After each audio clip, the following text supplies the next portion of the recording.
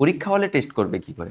পরীক্ষা হলে তো তোমার দর্পণ নেই, না মোবাইল ফোন রয়েছে, না তোমার কাছে আয়না রয়েছে। তুমি বান্ধবীর কাছ থেকে কোনো আয়নাও ভাড়া নিয়েও যেতে পারবে না। তার কারণ বান্ধবী তোমার পাশেই পরীক্ষা দিচ্ছে। তাহলে তোমার কাছে আয়নাও নেই, তোমার কাছে মোবাইল ফোনও নেই। তুমি দর্পণ প্রতিবিম্ব পাবে কি করে? অপটিক্যাল অ্যাক্টিভিটি টেস্ট করবে কি করে ওই মলিকুলে? তাহলে তার জন্য তোমার আরেকটা উপায় তাহলে তোমাকে বের করতে হবে। যে উপায়টার মাধ্যমে আমি ওই মলিকুলটা অপটিক্যাল অ্যাক্টিভিটি না হচ্ছে ইনঅ্যাক্টিভ আমি টেস্ট করতে পারবো উইদাউট আমার বান্ধবীর দর্পণ ছাড়া। হুম?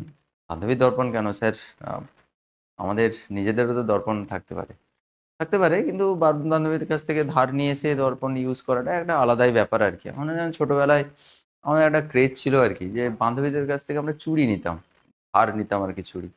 হ্যাঁ? তো এটা একটা ভালো লাগার ব্যাপার ছিল। বান্ধবীদের চুড়ি আমাদের কাছে আছে। সিক্রেট, সিক্রেট বলবে না কাউকে। হুম, এগুলো বলা যাবে না। তো ভালো লাগতো। বান্ধবীদের স্মৃতি আমাদের কাছে থাকতো। তো এখনো হয়তো খুঁজলে হয়তো পাওয়া যাবে। এই স্পেশাল কারো নয়, সবারই নিতাম আরকি। তো হ্যাঁ, টার্গেট ছিল স্পেশাল কারুর নেওয়ার। আ তো তার কাছ থেকে তো শুধু একা নিতে পারবো না। তাহলে সবাই জেনে যাবে। তখন অনেক ছোট ছিলাম আরকি। ছোট থাকতাম। তার কাছ থেকে তো শুধু নেওয়া যাবে না। আ সবাইকে বলতাম, সবার কাছ থেকে নিতাম। তারটা স্পেশাল করে গুছিয়ে রাখতাম। টার্গেট ছিল তার কাছ থেকে নেওয়ার। তো যেটা আমি বলছিলাম যে, এর আগে এডিটরকে বলব কেটে দিতে। না হলে গন্ডগোল হয়ে যাবে। তোমরা এটা আগে যেখানে সেখানে ইউজ করে দেবে তাহলে। মুশকিল হয়ে যাবে। সিক্রেট সব রিভিল হয়ে যাবে। এডিটর এটাকে কেটে দেবে। হুম?